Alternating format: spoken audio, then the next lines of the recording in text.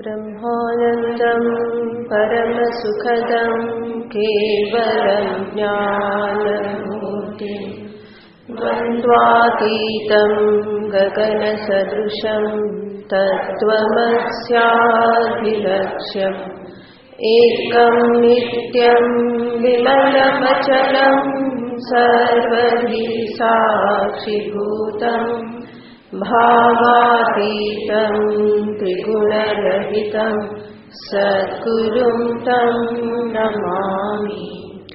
ॐ पार्थाय प्रतिबोधितां भगवता नारायणेन स्वयं व्यासेन ग्रथितां पुराणमुनिना मध्ये महाभारतम्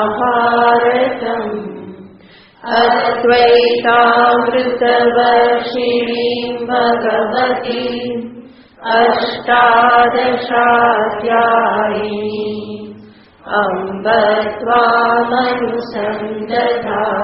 भगवद्गीते भवद्वेषिणीम्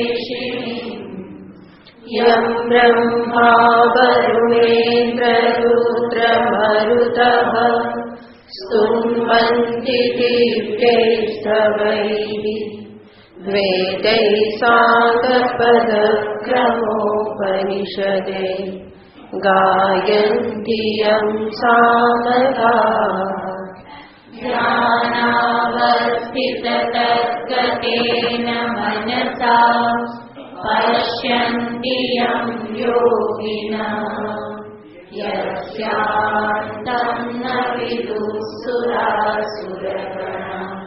देवाय तस्मै नमः। यस्यान्तं न विदुःसुरासुरगणा देवाय तस्मै नमः।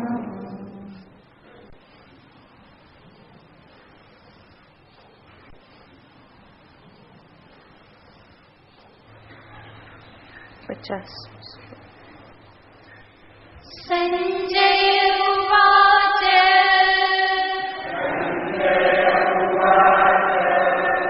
इत्यर्जुनं वासुदेवस्ततोक्त्वा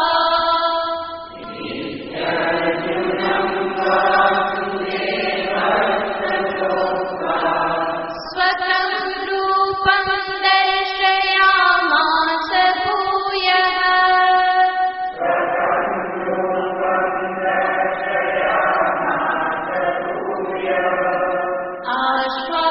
आश्वासयामास च भीतमेनं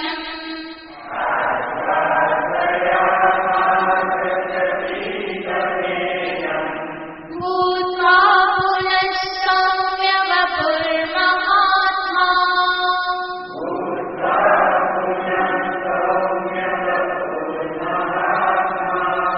अर्जुन उवाच दृष्ट्वेदं मानुषं रूपम्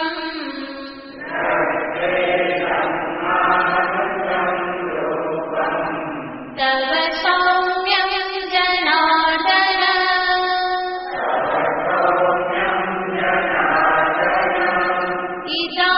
इदानीमस्मि संवृत्तः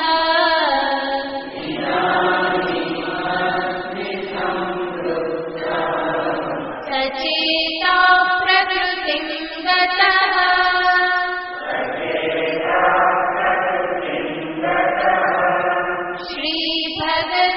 श्रीभगवानुवाच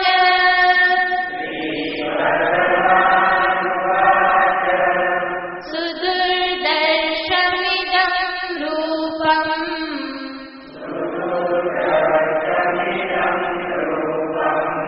दृष्टवानसि यन्मम।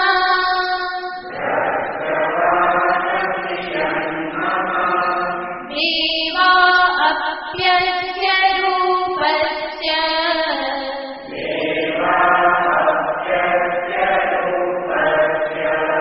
नित्यं दर्शनकाङ्क्षिणः।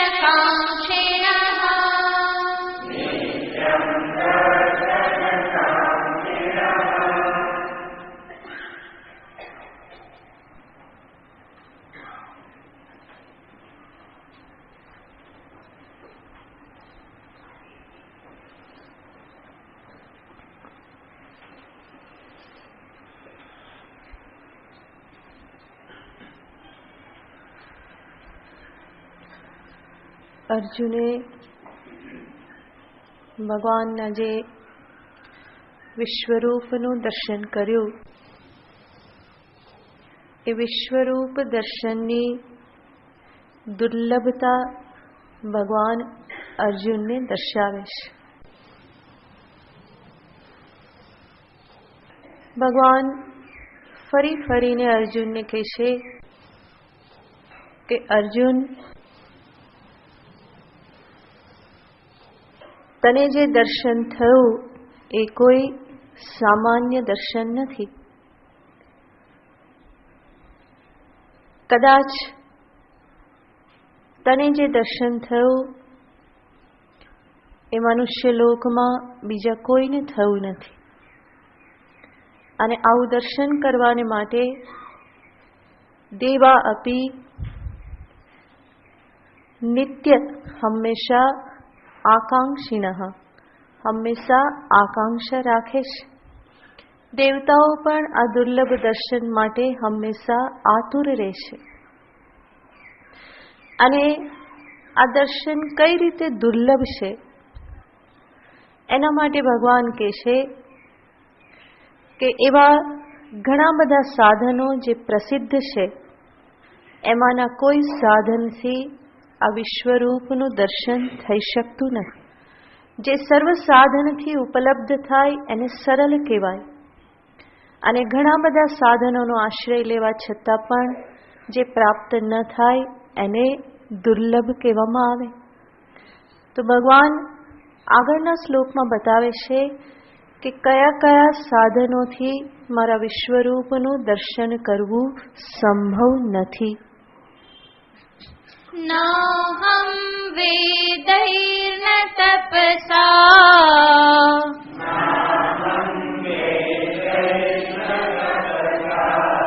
ન દાનેન ન ચેચ્યયા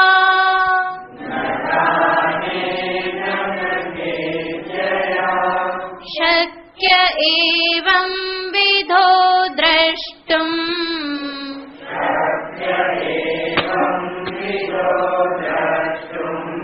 દ્રષ્ટવાનસि માં યથા.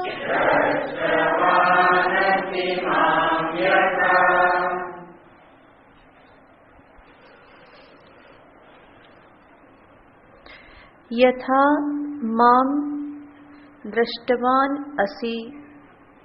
ભગવાન કહેશે કે તે મને જે રૂપે જોયેલો છે, અથવા તો અત્યારે તું મને જે રીતે જોઈ રહેલો છે. આમ તો વિશ્વરૂપનું ભગવાને સંવરણ કરી લીધેલું છે, પણ હમણાં જ થયેલું છે માટે ભગવાન કહેશે દ્રષ્ટવાન અસી, તે મને જોયો. જે સ્વરૂપે તું મને જુએ છે એ નાહમ વેદૈહિ ન તપસા ન દાનેન ન ચ ઈચ્છયા. તો ભગવાન અહીંયા 4 સાધનની વાત કરે છે.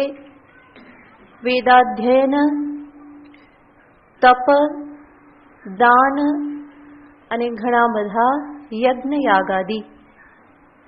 આ બધા જ સાધનો છે કંઈક ને કંઈક વસ્તુ પ્રાપ્ત કરવા માટેના. તો એ બધાનો ભગવાન નિષેધ કરે છે.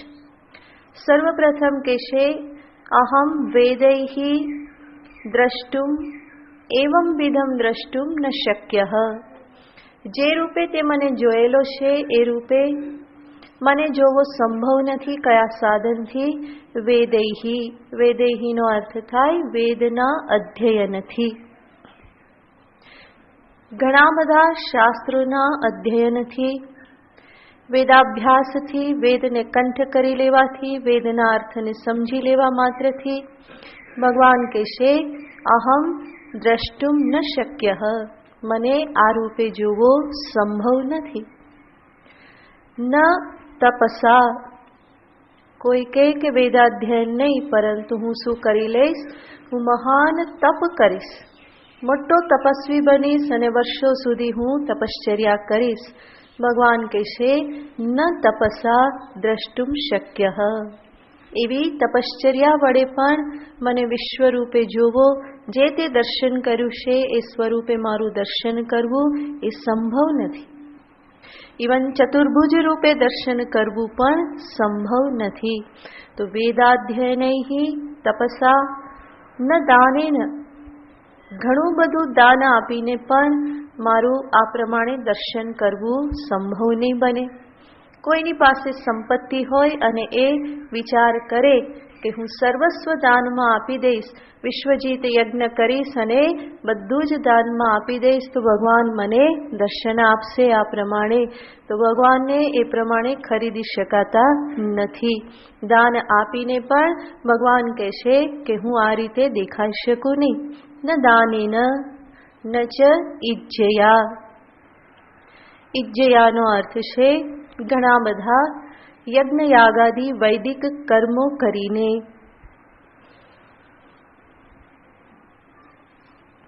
હોમ હવન યજ્ઞ આદિ કરીને પણ ભગવાન કહેશે મને આ પ્રમાણે પ્રગટ કરવો સંભવ નથી. એવં વિધો દ્રષ્ટુમ અહમ ન શક્ય. આ પ્રમાણે એવં વિધ એટલે કે આ પ્રમાણેનો એટલે જે પ્રમાણે તે મને જોયો, જે સ્વરૂપે તે મને જોયો એ સ્વરૂપે મને જોવો દ્રષ્ટુમ ન શક્ય. તો ભગવાન અહીંયા મોટા ભાગના સાધનોનો નિષેધ કરી દેશ. આનાથી નહીં, આનાથી નહીં, આનાથી નહીં, આનાથી નહીં. તો અર્જુન તો અચંબામાં જ પડી જાય કે ભાઈ કોઈથી નહીં તો શેનાથી, એ તો કહો. તો ભગવાન આગળ દર્શાવે છે કે અર્જુન, મને આ સ્વરૂપે જોવાનું એક જ માધ્યમ છે, એક જ ઉપાય છે.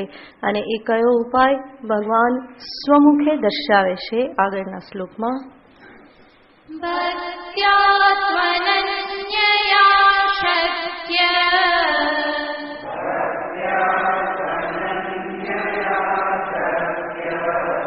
અહમેવં વિધોર્જુન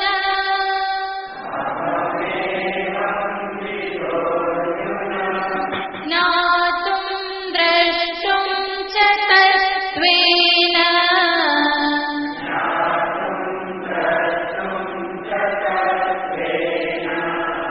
પ્રવેષ્ટું ચ પરંતપ.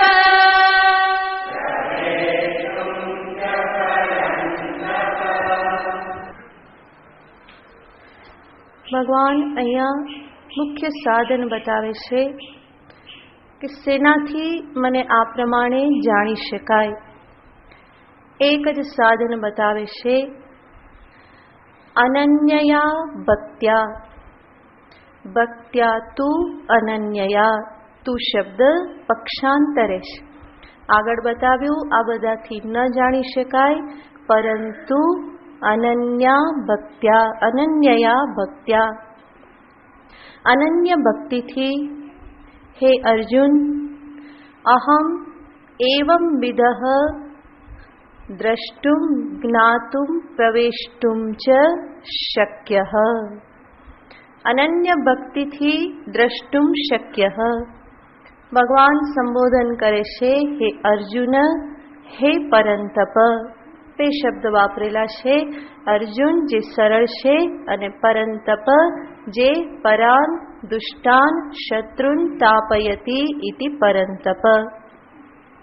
તો હે પરંતપ, હે અર્જુન, અનન્ય ભક્તિ એ જ મને પ્રાપ્ત કરવાનો, આ પ્રમાણે મારું દર્શન પ્રાપ્ત કરવાનો ઉપાય છે. અનન્ય ભક્તિ એટલે શું? ભગવાન જ્યારે શબ્દ વાપરે છે અનન્યયા ભક્ત્યા, એને બે પ્રકારે કહી શકાય. એક તો અનન્ય ભક્તિનો અર્થ થઈ શકે કે જેમાં ભગવાન સિવાય અન્ય કોઈ દર્શન નથી. ભગવાન શંકરાચાર્યજી મહારાજ અહીંયા એ જ અર્થ આપે છે કે વાસુદેવથી જુદું જ્યારે બીજું કંઈ દેખાય નહીં, એટલે કે વાસુદેવ સિવાય અન્ય કંઈ દર્શન ન થાય, તો એ ભક્તિ કેવી છે? અનન્ય ભક્તિ છે. વાસુદેવ સર્વમિતિ. ભગવાન સ્વયં પણ અહીંયા બતાવે છે ગીતાજીમાં કે મહાત્મા, મારો મહાન ભક્ત કોણ છે? જે એવું સમજે છે કે આ બધું જ વાસુદેવ છે.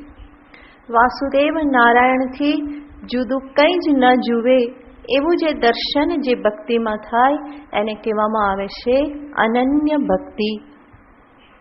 અને અનન્ય ભક્તિનું બીજું પાસું દર્શાવવામાં આવે છે કે જે ભક્તિમાં અન્ય કોઈ આશ્રય બાકી રહેતો નથી.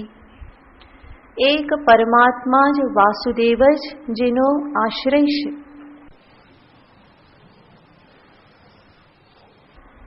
તો આવી અનન્ય ભક્તિથી ભગવાન કહેશે કે હું પ્રાપ્ત થઉં છું. કારણ કે આ જ વાસ્તવિકતા છે. ભગવાને જે સ્વરૂપ દર્શાવ્યું એ એવું સ્વરૂપ દર્શાવ્યું કે જેમાં ભગવાનથી જુદું કંઈ જ બાકી રહેલું નથી. સમસ્ત વિશ્વ, સમસ્ત બ્રહ્માંડ એ પ્રભુનું શરીર છે. એટલું જ નહીં, એને જોનાર અર્જુન એ સ્વયં પણ કોણ છે? એ જ વિરાટ પ્રભુમાં જ સમાયેલો છે, એનો જ એક ભાગ છે. તો જે કંઈ પણ છે, મને દ્વંદ્વાત્મક વિશ્વ જે કંઈ પણ દેખાય છે, સારું ખરાબ, ધર્મ અધર્મ, દુષ્ટ સજ્જન, આ બધું જ પ્રભુના જ શરીરમાં રહેલું છે. સમસ્ત બ્રહ્માંડ એમાં જ છે. એટલા માટે અનેક વખત જ્યારે ન્યાસ કરવાનો હોય તો ન્યાસમાં પણ અહીંયા ધર્માય સ્વાહા, અધર્માય સ્વાહા, જ્ઞાનાય સ્વાહા, અજ્ઞાનાય સ્વાહા, વૈરાગ્યાય સ્વાહા, અવૈરાગ્યાય સ્વાહા બધું કરવામાં આવે. અને ભગવાનના જ જુદા જુદા શરીરમાં આ બધાનો વાસ છે. મનુષ્યના શરીરમાં પણ સામે ધર્મનો વાસ છે, પીઠમાં અધર્મનો વાસ છે. આ બધું કહેવામાં આવ્યું છે. તો આપણું જે દર્શન જે છે એ એટલું વિરાટ દર્શન છે કે જેમાં સર્વનો સ્વીકાર કરી દેવામાં આવે છે. માત્ર સારું સારું જ ભગવાન છે એવું નહીં. મારી દ્રષ્ટિએ મને જે ખરાબ દેખાય છે એ પણ વાસ્તવમાં કોનું સ્વરૂપ છે? પરમાત્માનું જ સ્વરૂપ છે. સજ્જનમાં પણ એ જ અંતર્યામી છે, દુર્જનમાં પણ એ જ અંતર્યામીનો વાસ છે. તો સર્વ પ્રકારે પરમાત્મા જ બિરાજમાન છે. અને ભગવાન કહેશે આવું જ્યારે અનન્ય દર્શન થવા લાગે, મારા સિવાય બીજું કંઈ જ્યારે દેખાય નહીં, તો એ ભક્તિ એ અનન્ય ભક્તિ છે. તો ભક્તે હંમેશા પ્રયત્ન કરવો રહ્યો, જ્યાં જ્યાં એને ભગવાન સિવાયનું બીજું કંઈ દેખાય છે એને મનમાંથી હટાવી અને ત્યાં શું જોવાનું છે? ભગવાનને જોવાનો પ્રયત્ન કરે. અને આ રીતે જ એ વિશ્વરૂપ દર્શન કરી શકે. માત્ર સમજ્યા વગર થોડી પૂજા કરી લેવાથી, થોડા જપ કરી લેવાથી, થોડું ભણી લેવાથી વિશ્વરૂપ દર્શન થઈ શકતો નથી. એટલું જ નહીં, ભક્તિ શબ્દ વાપરી અને ભગવાન સાથે સાથે કહેવા માંગે છે કે ભગવાનના કોઈ પણ સગુણ સાકાર સ્વરૂપનું દર્શન જીવ પોતાના બળથી ક્યારેય પણ કરી શકતો નથી. એ હંમેશા ઈશ્વર કૃપા લભ્ય છે. ભગવત કૃપાથી જ ભગવાનના દર્શન થાય છે. માટે ભક્ત ક્યારેય પણ એવું અભિમાન ન કરી શકે મેં આટલી તપશ્ચર્યા કરી, મેં કરોડો જપ કર્યા, એટલા માટે કોણ પ્રગટ થઈ ગયું? ભગવાન પ્રગટ થઈ ગયા. આવું ભક્ત ક્યારેય પણ કહી ના શકે. જરૂર એ પ્રયત્ન કરે, પુરુષાર્થ કરે, પરંતુ અંતિમ નિશ્ચય સંકલ્પ કોનો કામ કરવાનો છે? ભગવાનનો. પ્રભુ કૃપા કરે, પ્રભુ જુએ કે મારો ભક્ત મારા વિરહમાં વ્યાકુળ થાય છે અને પ્રભુના હૃદયમાં અનુકંપા જાગે તો પ્રભુ આવીને પ્રગટ થઈ જાય છે. બાકી જીવ પોતાના બલબૂતા ઉપર ક્યારેય પણ ઈશ્વરને પ્રગટ કરી શકે એવું કોઈ શાસ્ત્રમાં લખેલું નથી. માત્ર ને માત્ર ભગવાનની કૃપા, અને એ કૃપા જે છે એ આ ભક્તિથી પ્રાપ્ત થાય છે. તો ભક્તિ હું કરું એ શેના માટે કરું? તો કે ભગવાનની કૃપા થાય. અને ભગવાનની કૃપા થાય તો કૃપા કરીને પ્રભુ મને દર્શન કરાવે. અને આવી જે ભક્તિ કે જે ભક્તિ ઈશ્વરની મહાન કૃપાને પ્રાપ્ત કરાવનાર છે, જે કૃપાથી ભગવાન સ્વયં પ્રગટ થનાર છે, એવી ભક્તિ કેવી રીતે પ્રાપ્ત થાય? તો એના માટે પણ મહાપુરુષો ઉપાય બતાવે છે. ભક્તિ એટલે શું? તો કહેવામાં આવે છે અનુરાગાત્મિકા ભક્તિ. ભક્તિનું સ્વરૂપ શું છે? તો કે અનુરાગ એ ભક્તિનું સ્વરૂપ છે. અને અનુરાગ એટલે શું? તો રાગ શબ્દનો અર્થ તો આપણે જાણીએ છીએ, રાગ એટલે પ્રેમ. જ્યારે ભગવાનની સાથે રાગ જોડાય તો ત્યાં રાગ શબ્દનો અર્થ થાય છે પ્રેમ. અને સંસારનો રાગ તો એને કહેવાય છે આસક્તિ, મોહ. તો અનુરાગ શબ્દમાં જે રાગ શબ્દ છે એનો અર્થ થાય છે પ્રેમ. અને અનુરાગનો અર્થ શું થાય? પાછળ પાછળ થતો પ્રેમ. એનો અર્થ મારા અંતરમાં પ્રભુ પ્રત્યે પ્રેમ પ્રગટ થાય એની પહેલા કંઈક હોવું જોઈએ કે જેની પાછળ મારા અંતરમાં પ્રભુ માટે પ્રેમ પ્રગટ થાય છે. તો એ વસ્તુ શું છે એને સમજવા કોશિશ કરીએ તો સર્વપ્રથમ તો ભગવાન જીવને પ્રેમ કરે છે, એમનો પ્રેમ મારા પ્રત્યે છે, એ જોઈ અને મારા અંતરમાં પ્રેમ જાગૃત થાય તો એને કહેવાય છે અનુરાગ. પાછળ પાછળ જાગૃત થયેલો પ્રેમ.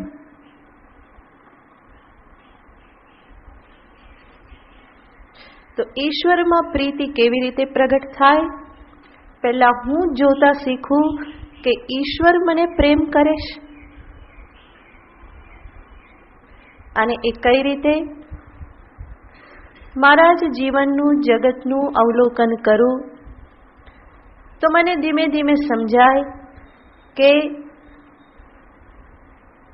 જે કંઈ પણ થઈ રહેલું છે, મારું જીવન જે ધારણ થઈ રહેલું છે, એ બધું જ ઈશ્વરના પ્રેમના કારણે છે. હું અને આખું જગત ઈશ્વરમાં જ જીવી રહેલા છે, ભગવાનની જ ગોદમાં તો બેઠેલા છે.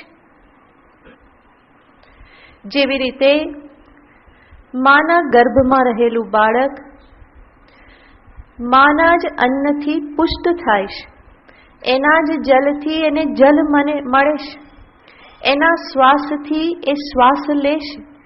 તો માનું જે કંઈ પણ છે એ બધું જ બાળકને પ્રાપ્ત થાય છે. એવી જ રીતે ઈશ્વરની ગોદમાં જ આ સમસ્ત બ્રહ્માંડ અને બધા જ જીવો રહેલા છે. મને જે પ્રકાશ પ્રાપ્ત થાય છે એ કોનો છે? ઈશ્વરનો આપેલો છે. એની જ રોશનીમાં હું જોઉં છું, એની જ આપેલી હવામાં હું શ્વાસ લઉં છું, એના જ સર્જન કરેલા જલને ધારણ કરી પીને હું જીવનને બનાવી રાખું છું, એની જ બનાવેલી ભૂમિ ઉપર હું સ્થિતિ ધારણ કરું છું, એણે જ મૂકેલી પૃથ્વીમાં શક્તિ કે જેમાંથી ધન ધાન્ય ઉગે છે એ ખાઈ અને હું શરીરને પુષ્ટ કરું છું, મનને પુષ્ટ કરું છું. તો વિચાર કરો, આ બધું જ કોણે તૈયાર રાખેલું છે? આ બધું મને આપવામાં આવેલું છે. ઇલેક્ટ્રિસિટી જે કંઈ પણ આપણે વાપરીએ છીએ એ ક્યાંથી પ્રાપ્ત થાય છે? મૂળ સ્ત્રોત તો પરમાત્મા જ છે. પણ એ જ્યારે માણસ એમાં કંઈક અટકચાળો કરે ને એના દ્વારા આવે તો બિલ ભરવું પડે. સૂર્યની રોશનીનું કોઈ બિલ ભરવું પડે છે? ક્યારેય ટેક્સ આવે, બિલ આવે? આવતું નથી. વરસાદનું પાણી આટલું અનરાધાર વરસે, ક્યારેય પાણીનું બિલ ભરવું પડતું નથી. જે ભૂમિ ઉપર તમે છો, ધરતી ઉપર છો, ધરતીનો ટેક્સ ક્યારેય ભરવો પડતો નથી. આ બધું કેવી રીતે આપવામાં આવ્યું છે? મફત આપવામાં આવેલું છે. જેવી રીતે બાળક માતા પિતા સાથે રહેતું હોય તો એને કોઈ લાઇટ પાણીના બિલની ચિંતા કરવી પડતી નથી, એને કોઈ હાઉસ ટેક્સની ચિંતા કરવી પડતી નથી. એવી જ રીતે ભગવાને જે કંઈ પણ આપેલું છે એ બધું એવી રીતનું જ આપેલું છે. કે જ્યાં મારે કંઈ પાછું આપવું પડતું નથી. એણે જલ આપ્યું, તેજ આપ્યું, અગ્નિ આપી, અન્ન આપ્યું, ધરતી આપી, આ બધું જ આપ્યું. અને એનાથી આગળ મનુષ્ય શરીર આપ્યું, ઇન્દ્રિયો આપી, બુદ્ધિ આપી, કેટલી બધી શક્તિઓ આપી, આ બધું જ આપ્યું છે. એના બદલામાં એણે માગ્યું શું? ક્યારે વિચાર કરો? કંઈ જ માગ્યું નથી. અને આ જ એનો પ્રેમ છે. જે આપ્યું એ હજારો હાથથી આપ્યું અને પાછું માંગવા માટે ક્યારેય પણ કોઈ ચેષ્ટા નથી. અને આનાથી વિશેષ વધારે મહાન પ્રેમ બીજો કયો હોઈ શકે? સામાન્ય મનુષ્યનો પ્રેમ થોડું આપે અને ઘણું બધું માગે, પરંતુ ઈશ્વરનો પ્રેમ એ કંઈક અલૌકિક પ્રેમ છે, દિવ્ય પ્રેમ છે. આટલું બધું મનુષ્ય માટે આપે છે અને પાછું લેવા માટે ક્યારેય કોઈ ચેષ્ટા નથી, બલકી આપતા જ રહેશ, આપતા જ રહેશ.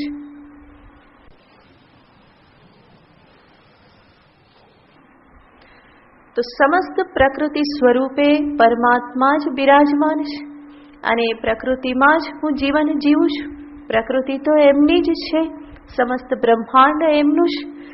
તો જ્યારે આ પ્રમાણે વિચાર કરીએ, પોતાના જીવનનો જ્યારે વિચાર કરીએ, એમાં થતા અનુભવો, એમાં થતી પ્રાપ્તિઓ, એમાં અનેક પરિસ્થિતિઓમાં મારું કરવામાં આવતું રક્ષણ, મારી લેવામાં આવતી સંભાળ, અનાયાસે કંઈક યોગ પ્રાપ્ત થઈ ગયો, મહેનત વગર કોઈકે સંભાળ લઈ લીધી, પડતા અને કોઈ બે હાથ આવી અને આપણને વચ્ચેથી અટકાવી દીધા. આવા કેટલા બધા અનુભવો જીવનમાં થાય જ. અને એ બધાની પાછળ કોનો હાથ છે? દરેક હાથ તો ઈશ્વરના જ હાથ છે. એ જ 1000 હાથવાળો છે. ભલે આપણને કોઈ મનુષ્યના 2 હાથ દેખાતા હોય, પરંતુ એ હાથ વાસ્તવમાં કોના છે? પરમાત્માના જ છે. તો એ નિરંતર સંભાળ લે છે, રક્ષા કરે છે, પોષણ કરે છે. નિરંતર એની દ્રષ્ટિ મારા ઉપર છે જ. અને એટલા માટે જ અનેક જગ્યાએથી એ મને બચાવી લે છે. હું એના તરફ જોઉં કે ન જોઉં, પરંતુ એ તો હંમેશા મારા તરફ જોઈ જ શકે છે. તો ભક્તની આ દ્રષ્ટિ હોય છે, એ નિરંતર પ્રભુનું આ પ્રમાણેનું સ્મરણ કરતો રહેશે. અને એ જે કૃતજ્ઞતા અંદર જે છે, એ કૃતજ્ઞતા જ પ્રભુ પ્રત્યેના અનુરાગ રૂપે ફરી પ્રગટ થવા લાગે છે. તો પ્રથમ પ્રભુનો પ્રેમ જોતા શીખો. પ્રભુનો પ્રેમ તમારા પ્રત્યે છે જોવું તો તમને પણ શું થશે? એ પ્રેમની પાછળ ફરી પ્રેમ થશે. તો અનુરાગનો અર્થ છે રાગની પાછળનો રાગ. અનુ એટલે પાછળ.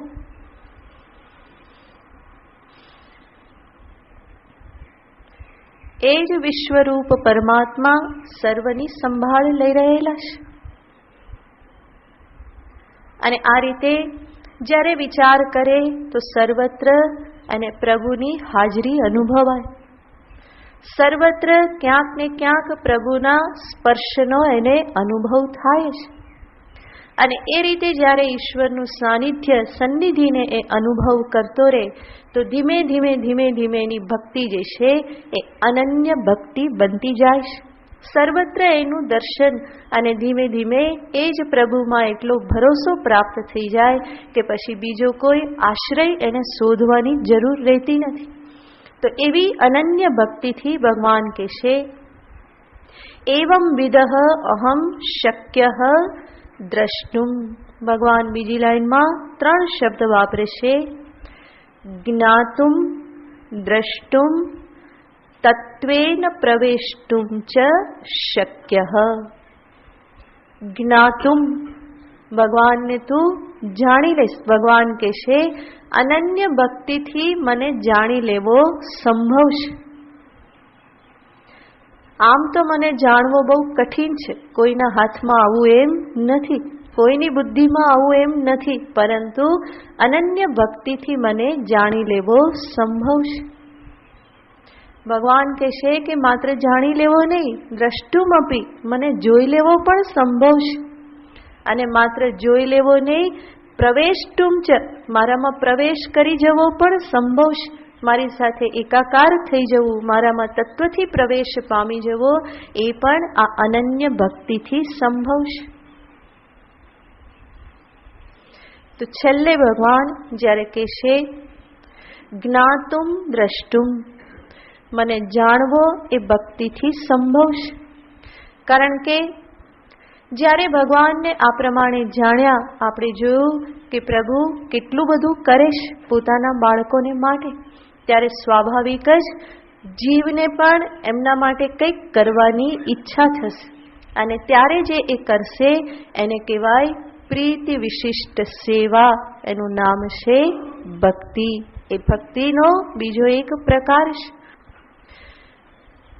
પ્રીતિથી યુક્ત, પ્રેમથી યુક્ત સેવા. પ્રેમ ભરેલી સેવા એ ભક્તિની અભિવ્યક્તિ છે. ભગવાનની પૂજા, જપ, ધ્યાન આ જ્યારે પ્રેમપૂર્વક થાય તો એ ભક્તિની અભિવ્યક્તિ છે. અને એ પ્રમાણે ભક્તિ કરીને જેમ જેમ ભક્તનું અંતર શુદ્ધ થતું જાય, એમ એમ વધારે ને વધારે એ પ્રભુના સ્વરૂપને જાણવાનો પ્રયત્ન કરશે, જિજ્ઞાસા ઉત્પન્ન થશે.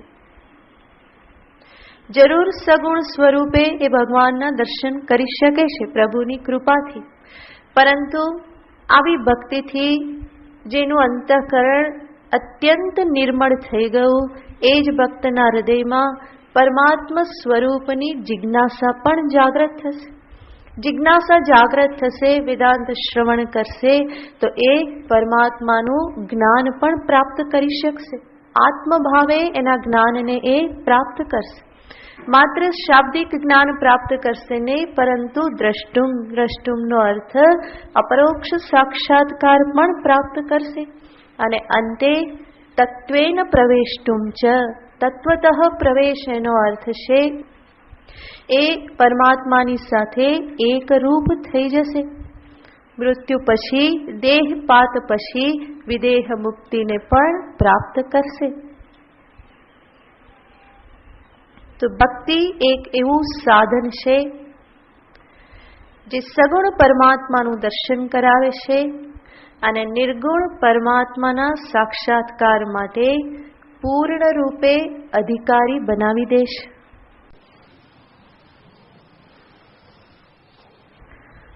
તો અહીંયા ભગવાને આ અનન્ય ભક્તિનો મહિમા દર્શાવ્યો. ભગવાને સમસ્ત જે વિશ્વરૂપ દર્શાવ્યું, અર્જુનની સમક્ષ જે કંઈ પણ વાતો કરી, એ બધાનું તાત્પર્ય કે પ્રયોજન શું હતું, આ બધું સામે રાખી અને ભગવાન અર્જુનને કે જીવોને શું ઉપદેશ આપવા માંગતા હતા, એ ઉપદેશને ભગવાન છેલ્લે એક શ્લોકમાં બતાવી દેશે કે આ બધું મેં કર્યું, મહેનત કરી, આ બધા નાટક કર્યા, અર્જુનને રડાવ્યો, હસાવ્યો, ડરાવ્યો, આ બધું શેના માટે કર્યું? તો ભગવાન એ પ્રયોજનને છેલ્લા શ્લોકમાં દર્શાવી અને અધ્યાયની સમાપ્તિ કરે છે.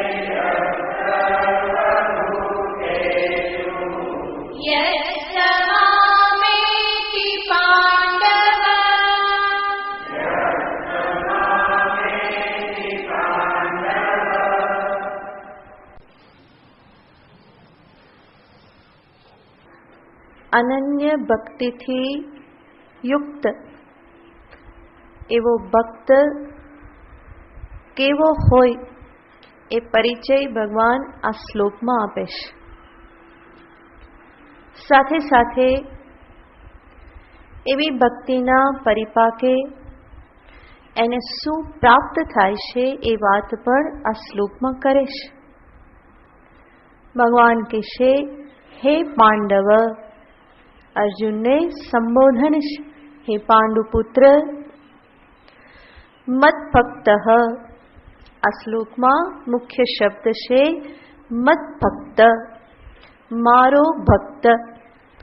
મારો ભક્ત કેવો હોય તો ભગવાન એના માટે બીજા 4 શબ્દ બતાવે છે. મત કર્મકૃત, મત પરમઃ, સંગવર્જિતઃ અને સર્વભૂતેષુ નિર્વૈરઃ.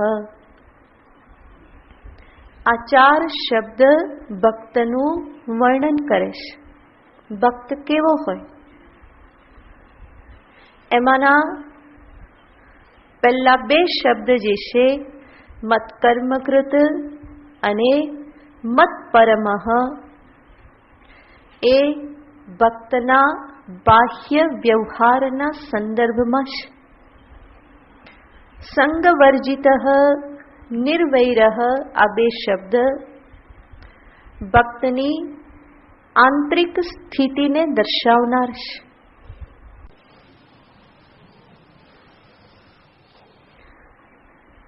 તો મુખ્ય શબ્દ છે મદભક્ત. ભગવાન કહે છે મારો ભક્ત.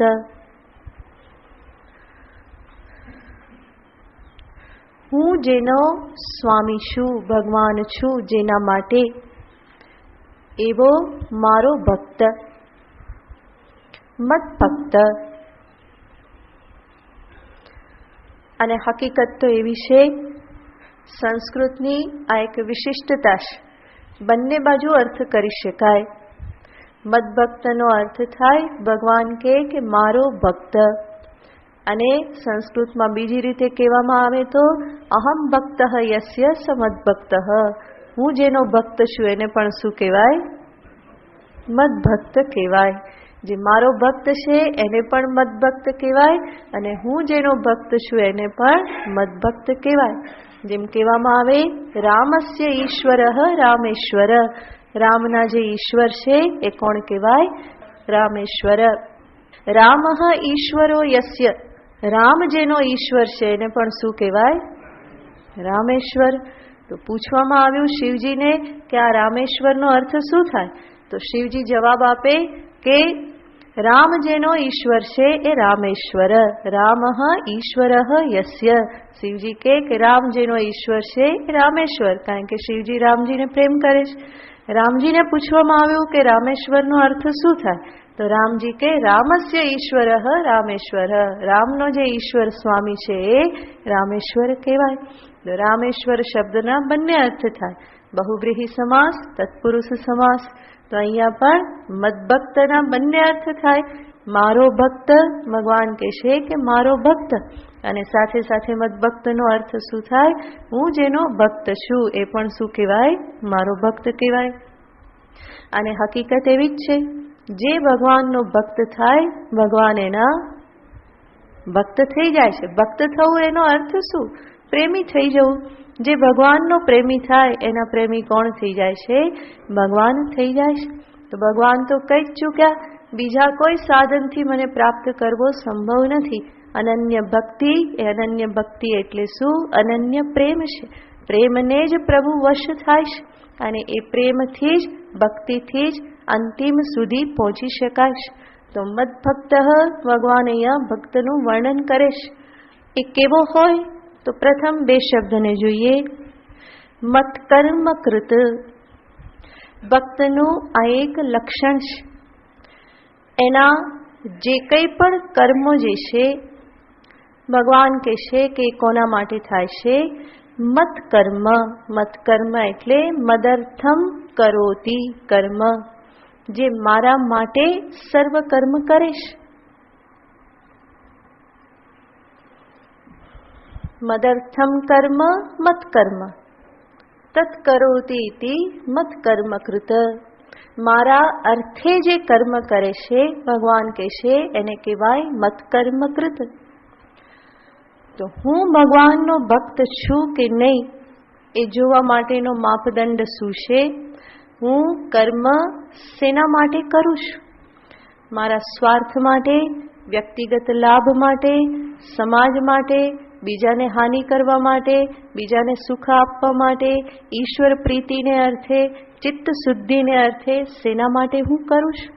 એ માપદંડથી હું નક્કી કરી શકું કે હું ખરેખર ભગવાનનો ભક્ત છું કે બીજા કોઈનો ભક્ત છું, ભગવાનનો દાસ છું કે પછી ધનદાસ છું, સત્તાદાસ છું, કોનો ભક્ત છું. એ મારા કર્મના પ્રયોજનથી હું નક્કી કરી શકું. એનો ઉદ્દેશ્ય શું છે? પ્રત્યેક કર્મ હું કોની સાથે જોડું છું? ઈશ્વર પ્રીતિને અર્થે કરું છું કે બીજી કોઈ પ્રીતિને અર્થે કરું છું? એની પ્રસન્નતાને માટે કરું છું કે બીજા કોઈની પ્રસન્નતા માટે કરું છું? એને અર્પણ કરવા માટે કરું છું કે બીજા કોઈ સ્વાર્થની સિદ્ધિ માટે કરું છું? એના આધારે નિશ્ચિત થાય છે કે હું કોનો ભક્ત છું.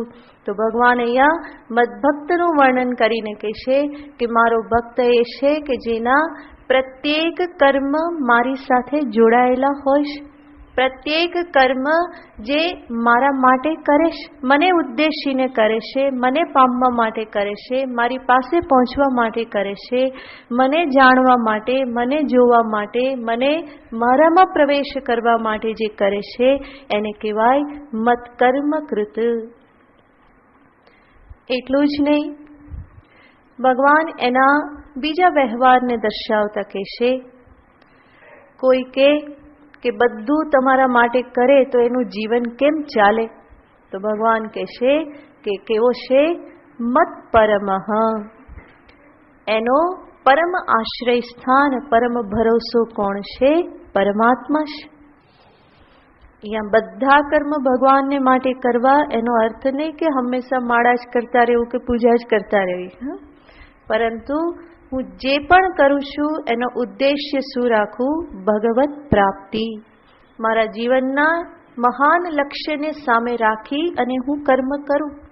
સ્વાર્થને એક બાજુ રાખી, રાગ દ્વેષને એક બાજુ રાખી, ઈશ્વર આજ્ઞા સમજી અને એને પામવાને અર્થે શુદ્ધ ભાવથી, રાગ દ્વેષની ક્ષીણતા સાથે જ્યારે હું કર્મ કરું તો એને કહેવાય ઈશ્વરાર્પણ ભાવનાથી થયેલા કર્મ. અને આ પ્રમાણે ઈશ્વરને અર્થે જ્યારે કર્મ થાય તો સ્વાભાવિક જ ભક્તનું બીજું લક્ષણ પણ એનામાં આવતું જાય અને એ છે મત પરમઃ. મત પરમઃ એટલે એનો અર્થ થાય છે હું જ જેની પરમ ગતિ છું, પરમ આશ્રય છું. બધું કરીને જે અંતે મને જ પામવા માંગે છે.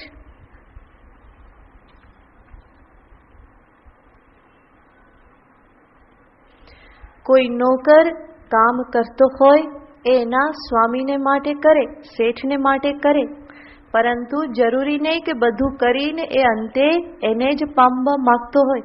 બધું કરીને એને જલ્દી જલ્દી ક્યાં જવું હોય? ઘરે જવું હોય. તો એને પરમ નથી, એ મત પરમ નથી. પરંતુ ભક્ત કોણ છે? આ બધું જ કરીને અંતે એની ઈચ્છા શું છે? હું કોને પ્રાપ્ત થઈ જાઉં? પરમાત્માને પ્રાપ્ત થઈ જાઉં. એક ક્ષણનો પણ વિયોગ મને ન લાગે.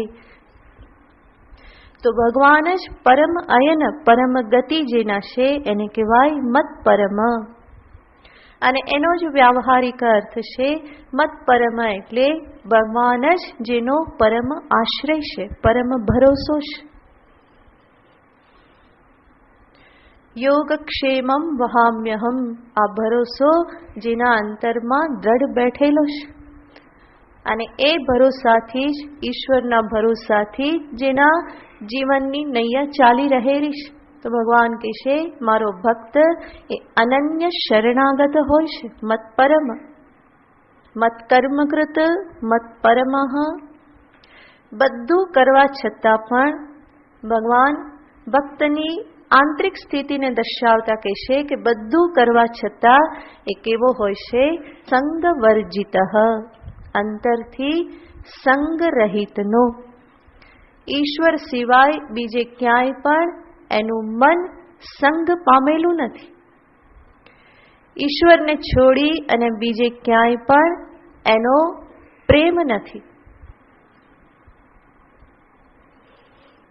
બધાની વચ્ચે રહેશે, બધા કર્મ કરે છે, જવાબદારી નિભાવે છે, બધું કરે છે, અને છતાં પણ આંતરિક અવસ્થા કેવી છે? અસંગ અવસ્થા. સંગ વર્જિત. ભગવાન ભાષ્યકાર કહેશે, ધન પુત્ર મિત્ર કલત્ર બંધુ વર્ગેશુ આસક્તિ રહિત.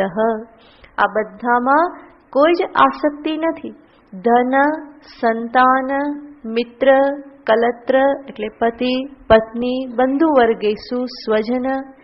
તો ભક્ત સર્વની વચ્ચે રહેવા છતાં પણ એ કેવો રહેશે? તો કહેવાય છે કમલપત્રવત. જેવી રીતે જળમાં કમલપત્ર રહેશે, જળમાં રહેવા છતાં પણ એ ભીંજાતું નથી, એવી જ રીતે સંસારમાં જગતની વચ્ચે રહેવા છતાં પણ ભગવાનનો ભક્ત જે છે એ પોતાની ઉપર એવું ભક્તિનું તેલ લગાવી રાખે છે કે બીજું કંઈ એને જળ ચીપકતું નથી. જેમ ચીકણા ઘડા ઉપર પાણી ના ચોટે ને, એવી રીતે આ ભક્તિનું તેલ લાગી ગયું પછી કોઈ સંસાર જલના છાંટા એને ઉડતા નથી. તો સર્વ પ્રકારે એ સંગથી રહિત છે, બીજે ક્યાંય પણ અટકતો નથી. પરમાત્મા સિવાય બીજું કોઈ એનું સ્થાન નથી, ક્યાંય વચ્ચે સ્ટેશન આવતું નથી, ક્યાંય એને રોકવા જેવું, ચીપકવા જેવું ક્યાંય પણ એને લાગતું નથી.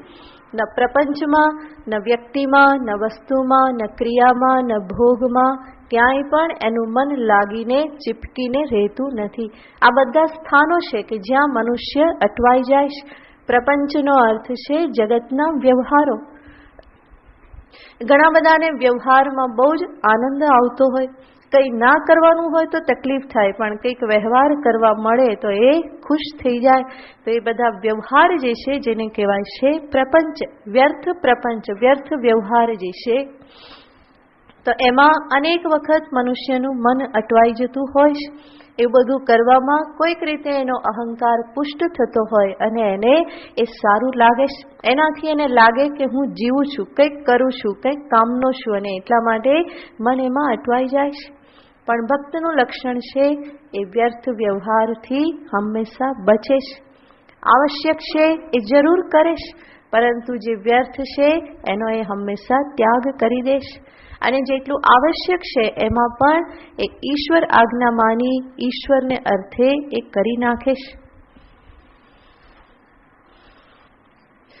તો વ્યવહારમાં અટવાતો નથી, કોઈ વસ્તુ પણ એને વળગતી નથી. અમુક વસ્તુ તો જોઈએ જ, એના વગર તો ના જ ચાલે, એ ભક્તનું લક્ષણ નથી.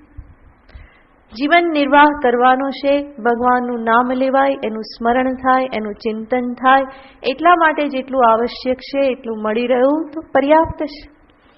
કોઈ વસ્તુનો ભાવ અભાવ એના મનને વિક્ષિપ્ત કરતું નથી, તો એ વસ્તુમાં અટવાતો નથી. કોઈ ક્રિયામાં, વિશેષ ક્રિયામાં પણ અટવાતો નથી.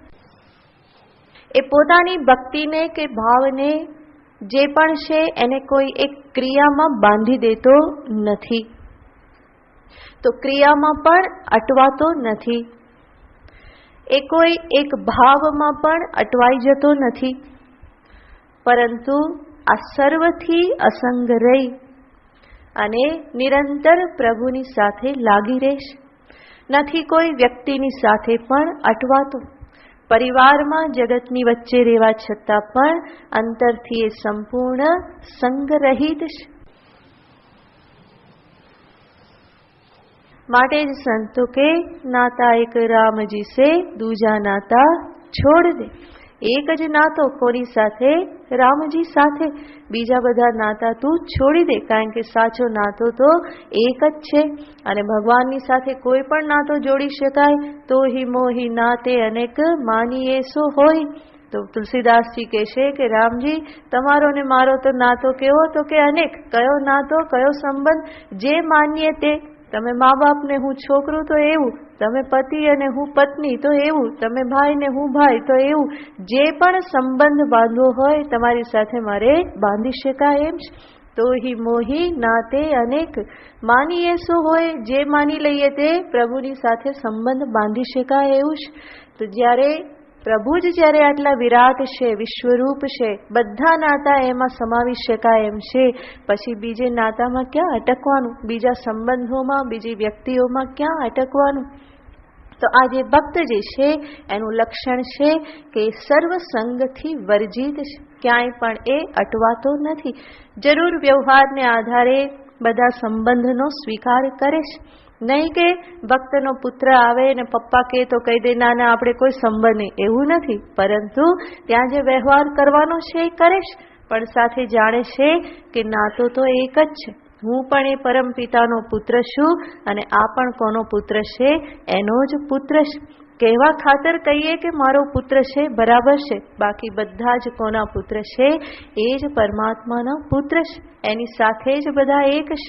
દેહ ભાવે જોઈએ તો એના અંશ છે, એ પ્રમાણે એની સાથે સંબંધ છે, પરંતુ આત્મભાવે તો બધું શું છે, એકનું એક જ છે. આત્મ તત્વ તો એનામાં, મારામાં, પતિમાં, પત્નીમાં, ભાઈ ભાઈમાં, મારામાં, ઈશ્વરમાં, બધામાં કયું છે, એકનું એક જ છે. અને માટે જ સંગ વર્જિત, ક્યાંય એ સંગ રાખતો નથી. અને આવી દ્રષ્ટિના કારણે જ એના જીવન વ્યવહારમાં બીજું શું પ્રતિફલિત થાય છે, તો ચોથો શબ્દ ભગવાન વાપરે છે, સર્વભૂતેષુ નિર્વૈરઃ. સર્વભૂતો પ્રત્યે નિર્વૈર, ક્યાંય પણ એને વેર, દ્વેષ, જલન એને રહેતી નથી.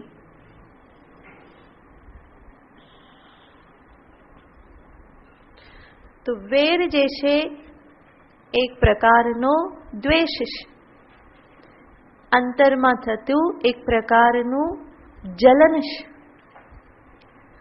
અને એ ક્યારે થાય, જ્યારે મારાથી કંઈક હું જુદું જોઉં, ત્યાંથી મને કંઈક નુકસાન થતું થાય, નુકસાન થતું દેખાય, મારા રસ્તામાં કોઈ વચ્ચે આવતું લાગે તો એના પ્રત્યે દ્વેષ થાય, ક્રોધ થાય.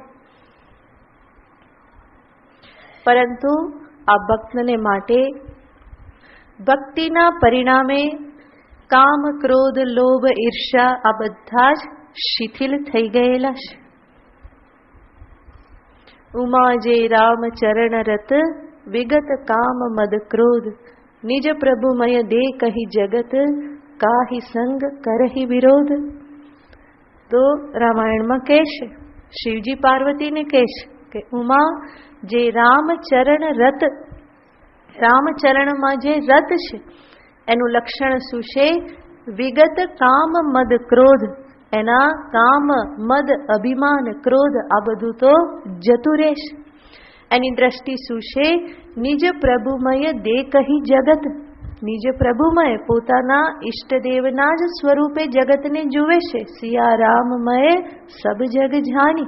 અને નિજ પ્રભુમય દેખહી જગત, કાહી સંગ કરહી વિરોધ. કોની સાથે વિરોધ કરે, બધે તો પોતાના પ્રભુ દેખાય છે અને પ્રભુની સાથે તો પ્રેમનો નાતો છે, ત્યાં વિરોધ કરવા પડવું તો છે નહીં. આત્મદ્રષ્ટિએ જુએ તો દરેકમાં પોતાનું જ સ્વરૂપ છે અને પોતાની સાથે પોતાનો કયો વિરોધ. મારી સાથે મારો ઝઘડો ક્યારેય પણ હોતો નથી. ઝઘડો હંમેશા કોની સાથે થાય, બીજા સાથે થાય. જ્યારે હું બીજું માનું ત્યારે જ ઝઘડો થાય. મારા શરીર પ્રત્યે ફરિયાદ થાય ક્યારે, શરીરને હું જુદું જોઉં ત્યારે. પણ એને બહુ વાલું માનું, સ્વરૂપમાં લઈ લઉં તો ફરિયાદ થતી નથી. તો જ્યાં જ્યાં સારું હોય, ખરાબ હોય, દુખતું હોય, ગુમડું થયું હોય, એ ગંદો હાથ જ્યાં ગુમડું થયું છે, પસ થયેલું છે, એ પણ કેવું લાગે છે, સારું લાગે. શા માટે? કારણ કે ત્યાં શું છે, આત્મભાવ છે. એને એવું પંપાડવાની ઈચ્છા થાય છે. કેટલા પ્રેમથી પંપાડીએ છીએ. રોજ આવવા લાગે, ચામડી ઉપર આવવા લાગે અને ત્યારે ખબર પડે કે આમ કેટલો બધો પ્રેમ છે. એવા પ્રેમથી પંપાડવાની ઈચ્છા થાય તો એ શરીર પણ કેવું લાગે છે, ત્યાં આત્મભાવ છે. તો સારા અંગ, ગંદકી બહાર કાઢતા અંગ કોઈ ફરિયાદ થતો નથી. મોઢું મહત્વનું લાગે એટલા એ અંગો પણ મહત્વના લાગે જ, કારણ કે ત્યાં બધામાં એકત્વ બુદ્ધિ છે. જ્યાં એકત્વ બુદ્ધિ છે, આત્મભાવ છે, ત્યાં વિરોધ માટે કોઈ પ્રશ્ન રહેતો નથી. તો ભક્તને માટે તો કદાચ એ સર્વત્ર પોતાના પ્રભુનું દર્શન કરે તો પણ વિરોધ નહીં રહે, કારણ કે પ્રભુની સાથે પ્રેમનો નાતો છે. અને સર્વત્ર આત્મભાવે પરમાત્માનું દર્શન કરે તો પણ વિરોધ નહીં રહે, કારણ કે એકત્વ બુદ્ધિ છે. તો નિર્વૈર સર્વભૂતેષુ, સર્વભૂતો પ્રત્યે એ વેરથી રહિત છે. શઠેન શાઠ્યમ એ ભક્તનું કે સાધુનું લક્ષણ નથી. કે કોઈ કપટ કરે તો આપણે સામે કપટ કરવું એ ભક્તનું, સાધકનું કે સંતનું લક્ષણ નથી. તો સર્વભૂતેષુ નિર્વૈરઃ. અને આ પ્રમાણે થવાથી અંતે ફળ શું પ્રાપ્ત થાય? તો ભગવાન કહેશે યહ સહ મામ એતિ. ભગવાન કહેશે યહ મત ભક્ત, જે આવો મારો ભક્ત, જેનું ભગવાને વર્ણન કર્યું. સહ તે ભક્ત, મામ એતિ મને પ્રાપ્ત કરે છે. તો ભક્તિનું આ અંતિમ ફળ, પરમ ફળ કે જેના પરિણામે એ મામ એતિ. તો આગળ પણ ભગવાને જે કહ્યું જ્ઞાતુમ દ્રષ્ટુમ તત્વેન પ્રવેષ્ટુમ ચ, એ જે તત્વેન પ્રવેષ્ટુમ કહ્યું એને જ ભગવાન ફરી અહીંયા કહેશે મામ એતિ. આ ભક્ત કોને પ્રાપ્ત કરી લેશે? મને જ પ્રાપ્ત કરી લેશે. મને પ્રાપ્ત કરી લેશે એટલે કયા ભાવે? આત્મભાવે, અભેદ ભાવે. કારણ કે એ શુદ્ધ અંતઃકરણમાં આત્મજ્ઞાન પ્રગટ થતા કઈ વાર લાગતી નથી. સત્યને સમજતા એને કઈ વાર લાગવાની નથી. તો એને સામે રાખીને જ ભગવાન કહેશે કે એવો ભક્ત મને પ્રાપ્ત કરી લેશે.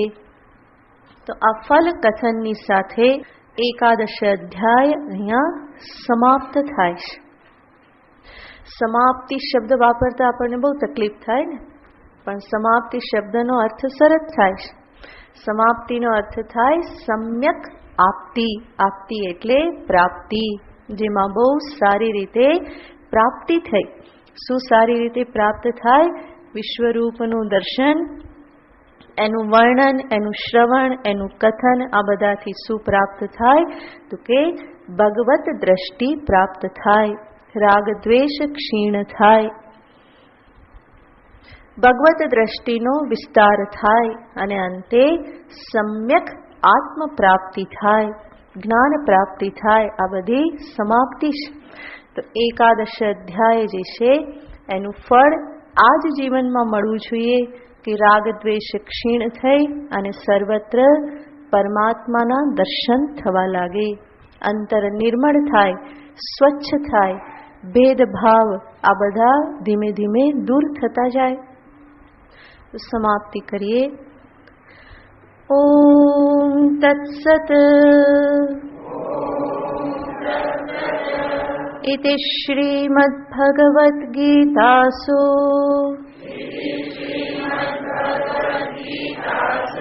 उपनिषत्सु ब्रह्मविद्यायां योगशास्त्रे श्रीकृष्णार्जुनसंवादे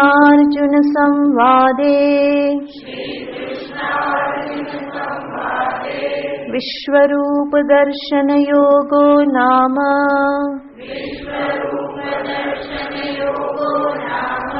एकादशोऽध्यायः।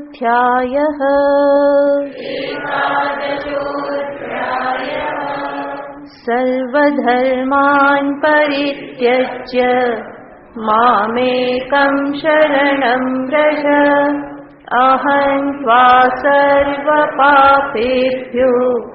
मोक्षयिष्यामि मा शुचः। તો આ સાથે અધ્યાય સંપન્ન થયો. એકાદશ અધ્યાયનો છેલ્લો શ્લોક જે છે એ 12મા અધ્યાયનો બીજ રૂપ છે. ભગવાને છેલ્લે જે વર્ણન કર્યું મદ ભક્ત, અને એના માટે 4 શબ્દો વાપર્યા. એ જ ભક્તનું ભગવાન વિસ્તારથી નિરૂપણ કરવાના છે 12મા અધ્યાયમાં.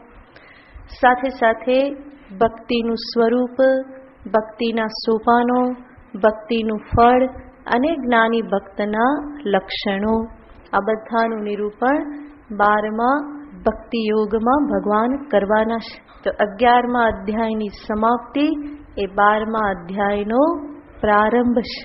તો એ રીતે ભગવાન 11મા અધ્યાયને ત્યાં રોકે છે અને હવે પછી સંપૂર્ણ ભક્તિ યોગનો પ્રારંભ થશે.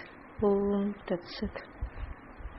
ઓમ પૂર્ણમદ પૂર્ણમિદં પૂર્ણાત પૂર્ણમુદચ્યતે પૂર્ણસ્ય પૂર્ણમાદાય પૂર્ણમેવાવશિષ્યતે. ઓમ શાંતિ શાંતિ શાંતિ. હરિ ઓમ શ્રી ગુરુભ્યો નમઃ. હરિ ઓમ.